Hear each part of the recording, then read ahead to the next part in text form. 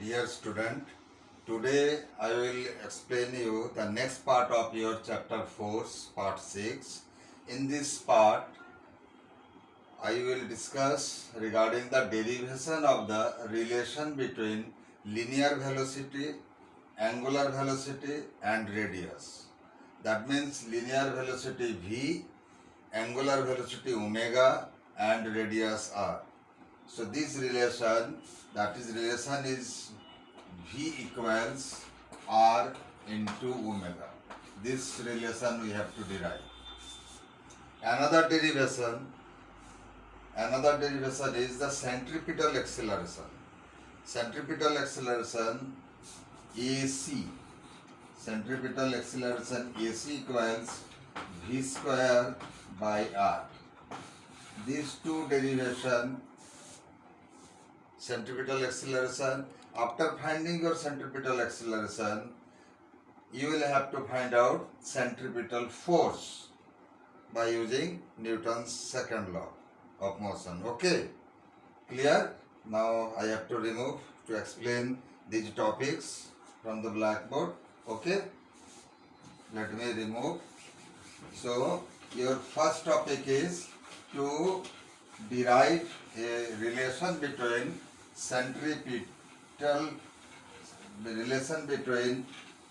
angular velocity, linear velocity and radius of the path. Suppose let us consider a body moving along a circular path. Okay, this is the path of the body. This is the path of the body. Now for space I have to remove this also. Okay, if we will take the Cartesian system, then consider that after drawing this Cartesian coordinate, say this is the origin. This is the origin of this circular path. Now considering that this body is a body moving along this circular path. This body is moving along its circular path. Okay, say this is the first position or initial position of the body A, and this body moving along this path with a constant speed. So the motion of the body around a circular path, if the speed is constant, then such motion is called uniform circular motion.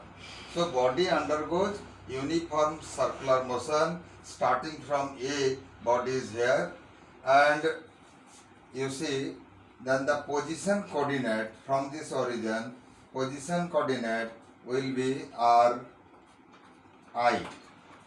Position coordinate of the initial position A of the body in its path is Ri. With respect to the origin, the coordinate of origin is your 0, 0. Okay, so the object is initially at this point. So the direction of the velocity but always tangential to the path. So this is the direction of the velocity. This is the direction of the velocity. So this is the initial velocity Vi. So Vi is the initial velocity. The direction of that velocity is tangential to the path. Clear? So tangential means it makes 90 degree. In between the radius and tangent, it forms 90 degree that you might have studied or you will be studied in class 10 maths in the chapter circle tangent. Okay. So angle between the radius at the point of contact is always 90 degree. Angle between the tangent and radius is always 90 degree. Clear? So the direction of velocity is tangential to that. That is the direction of its linear velocity. But the magnitude of the velocity, that is the speed, is constant. Now, after a small interval del t, small interval of time, that is del t, say this body reaches here. this body reaches here, this is the final position, and thereby this position coordinate shifted to this position. Say this is the final position RF. Position coordinate or position vector is RF, and this is the position vector of RI initial. So angle between these two, say this is the angle, this angle between these two positions, say this is del theta. That is, for small time this angle may be also it subtends small angle. Okay, so along this path, now here you have to again, if the body is moving in anti-clockwise direction, then the tangent will be the direction of its velocity. Okay, but the magnitude, again you consider this velocity as Vf, its magnitude also V. Its magnitude is also V. Its magnitude is also V. That is the speed of the object. Here also the magnitude is your V. Magnitude that you can find out from the absolute value. Since the body is moving along a circular path and continuously its direction is changes, so the body has the different velocity at different point, okay, during its journey. So because of the change in velocity, the body is accelerating. Because of the differences in the velocity, the body is accelerating. Clear? So that means there is an acceleration. Now you have to find out the relation, and you see the linear displacement. Linear displacement is along the path of the arc. Say this linear displacement is your del S. The linear displacement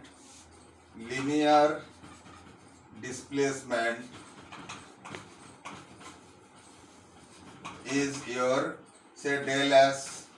Del S may be, so this del S may be determined by the formula. If the path is complete, if it makes complete one revolution along its path, then the circumference of the path will be the distance traveled. So that means length of arc is your 2 pi r into theta by 360.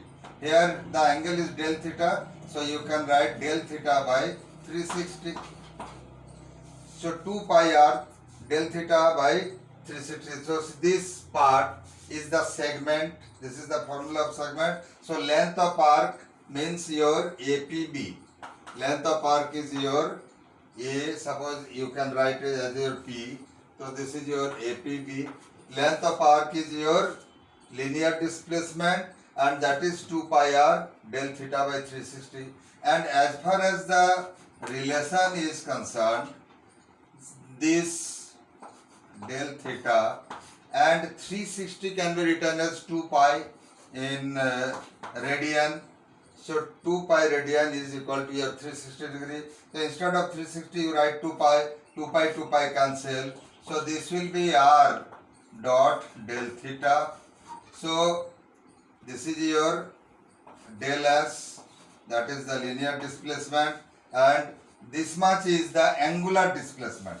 So that means the object starting from A while reaches B, it makes del theta is the angular displacement. So the radius sweeps by del theta angle at this center, and the circumference of the path, that is the length of path, will be the linear displacement. So del S must be equal to r into del theta. Say the time taken is your del t. Then what will happen? If you have to divide for linear velocity v, that is your del S by del t. del S by del T. So this is your R del theta by del T. So if you will divide to find out the velocity, display rate of change of displacement by time. So displacement by time will be the, since the time is very small, that is del T, so displacement is also small, that is del S, and here del theta, angular displacement is d theta. Angular displacement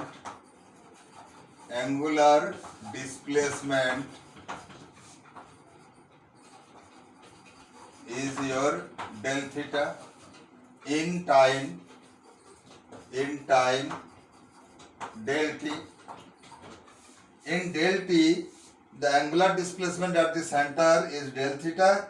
So the linear displacement is your del S. So del S by del P will be your linear velocity v, and del theta by del T, this is the angular velocity, and angular velocity is termed as your R into omega, where del theta by del T is your omega. Means rate of change of angular displacement is your omega. So you can either you write del or small d also you can write for small change in time. So this angle can be, instead of d del theta, you can also write d theta also. That is the derivatives of theta. So that means this can be also written as d theta by dt. That is your omega. So that means here this can be also written as ds by dt. That is your v, which is equal to r into omega. So this is the first relation, that is linear velocity equal to radius into angular velocity. Clear? Now for further derivation of your angular acceleration, I have to remove it. Clear? Should I remove it? So first derivation I have established. So let me remove for second derivation, that is the angular, that is the centripetal acceleration. Okay, clear? Should I remove it? Okay.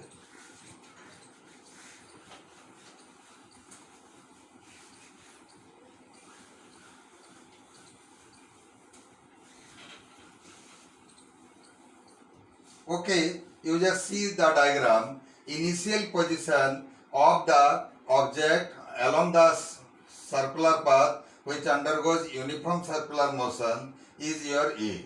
So initial velocity you can take out as your Vi. But the magnitude of Vi is also same, that is as your V, because the body undergoes circular path in a constant speed. So that is why speed remain constant. So magnitude of the initial velocity is also V. And the magnitude of final velocity is also V after del t time. So body reaches at B. So if you will draw these two vectors, that is initial velocity and final velocity, these two velocity. So angular acceleration, you know, rate of change of velocity is called your acceleration. Since the body is moving along a circular path, and the body is moving along this path due to the centripetal force, so and the force is directed towards the center, so that means acceleration is also directed towards the center. So to calculate, and since the velocity, if you will consider the velocity is constant, so that means there will be no change in velocity. So in that case no acceleration will take place. But here, since the direction of the body frequently changing after each interval, so that means due to the change in direction, this speed, even if the body is moving with a constant speed, the body undergoes change in velocity. The body undergoes change in velocity. So here the velocity is Vi and here the velocity is Vf for final velocity at point B after interval of del t. So now you have to find out the acceleration. For acceleration, you know final velocity minus initial velocity, because rate of change of velocity by del t, because time is your del t. So this change in velocity is your del v. This change in velocity is your del v and this is del t. So this velocity is for change in velocity, and this velocity is responsible for your angular, for your centripetal acceleration. Now I have to again say one more thing. You see here the position coordinate of A is Ri. It is here from origin, and position coordinate of B is Rf. So that means you have to apply the rules of vector mathematics. Rules of vector mathematics you have to apply. First you consider the direction of your initial velocity is this one. Okay. So this is your Vi, whose magnitude is V. Okay. And this one is the direction of your Vf. So this is your Vf. And angle between these two will be also same as that of the angle subtended at the center. This is del theta. How you see? The angle is also del theta. How? If you will see here, the angle between radius and tangent is 90 degree. Here it is also 90 degree. Angle between tangent and radius. Okay. Now you produce this and make touch here. This is the direction of your Vi. You see, this is 90, this is 90. It form a quadrilateral. So sum of the angles of a quadrilateral is 360 degree. Okay. So that means del theta and this angle together is your 180 degree. This angle and this angle together is called 180 degree, and this angle and that much angle, in angle between the Vi and Vf, this is become del theta, because this del theta will be the exterior angle here. Okay. And you see here, and these two angles are in they are linear pair. If this is del theta, then this angle will be your 180 degree minus del theta. So when this angle will be added with this angle, it will become 180 degree. So the angle between these two vector quantity Vi and Vf will be your del theta. So that means del theta. Now you join here. So this change of velocity, that is your del V. Change of velocity is your del V by the rules of vector algebra. Okay. So this Vf minus Vi, you see the direction, the law of addition of vector is here. If you will add, that means for law of addition, Vi plus del V will be equal to Vf. So del V equal what? Del V equal Vf minus Vi. So del V means Vf minus Vi by the law of addition of vector. Okay. So this is the change, final velocity minus initial velocity. This velocity will be your Vf minus Vi, that is del V. So you have got it. Now you see the position coordinate.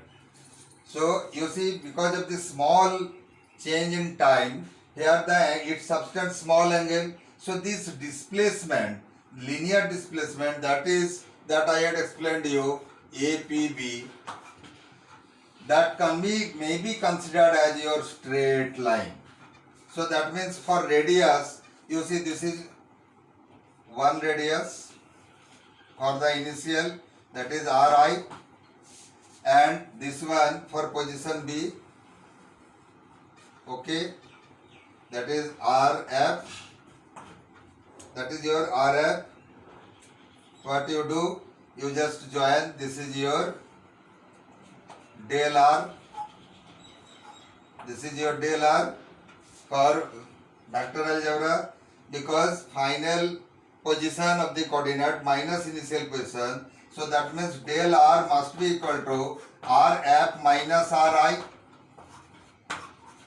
because ri plus del r will be equal to del f rf.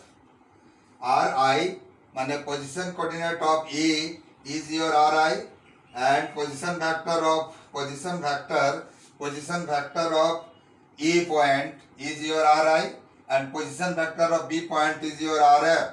So rf minus ri will be your del r. So this again in between these two it makes del theta. So both the angle are equal, and you see the magnitude of Vf and Vi are equal. So it forms an isosceles triangle whose vertex angle are same, and this is Ri. That means the distance between O, origin, and A is your R. So radius, the value of the radius is also constant. So magnitude of Ri is also constant, magnitude of Rf is also constant. So that means this del R must be equal to, so magnitude is constant, that means again this will also form an isosceles triangle. So base angle of these two are equal, because sum of the angle are 360 degree, sum of the angle of a triangle is 180 degree. If one angle are same and the two sides are equal, then the angle subtended at their base must be equal. So that means this angle and this angle is equal, and this angle is also equal. Then these two triangles are similar. These two triangles are similar. Now you will have to apply the law of similarity on these two triangles. Law of similarity, as far as law of similarity is concerned, if two triangles are similar, by comparing the angles, because when two triangles are equiangular, then according to the laws of similarity, the ratio of the side of the similar triangle are also in proportion. So what will happen? So now I will have to remove, for getting the space, should I remove it? So for similar triangle, since this, for the displacement dr, this displacement dr can be also written as ds, del s. You can write as del s or ds, because this is the linear displacement. Now instead of this car path, if the time is small, it can be considered as your straight line. So in that case del r can be treated as your del s. Okay. So here you see, for these two similar triangle, del r by del r is the angle opposite to del theta. So here the angle opposite to del theta is del v, equal del v. That is for angular change in angular velocity. Okay. Here the change in the velocity of the body while moving along a circular path, and this del r is the linear displacement. So here you see, when you will consider this angle, the opposite to this angle is your r. So the magnitude of ri is your r. Similarly, magnitude of this vi will be as your v, because both are moving, object is moving with a constant speed. So magnitude of the velocity remains same, only the thing it changes the velocity. So that means now del r by r equals del v by v. So instead of del r, you can write it as your del s by r equal del v by v. Okay. Now again I have to remove the, because of this space. You now what you do, you will divide it with, because the time is very small, del t. So you divide these two relation by your del t. So you put del t here, again you put del t here. Okay, del s by r into del t equal, for equivalence, you can write anything in the denominator. If you have multiplied del t in the denominator, you are also multiplying del t in the denominator, so both will remain equal. Okay, but while doing this, what will happen? What will happen? You see, because of the space, I have to remove this. Okay, for getting the space, you see from this relation del v, in this relation del v by del t, del v by del t, this is the del v by del t, so that is your linear acceleration into, you can take this v upward, equal del s by del t into v by r. R is in the denominator. You just take this v upward by cross multiplying. You take this v out. So this del v by del a, this is the centripetal acceleration. So centripetal acceleration equals del s by del t. Del s by del t is your linear velocity. That is the linear velocity into, this is v by r. So that means this will be your v square by r. So centripetal acceleration. So centripetal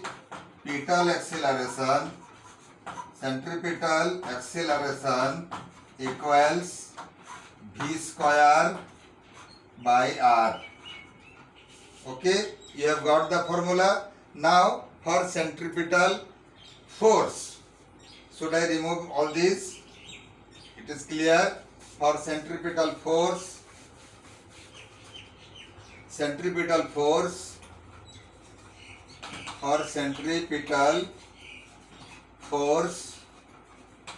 it is as far as the relation of Newton, because you know very well, you have already studied in class 9 that F equal to m into a. So here mass of the object which is moving along the circular path into centripetal acceleration AC.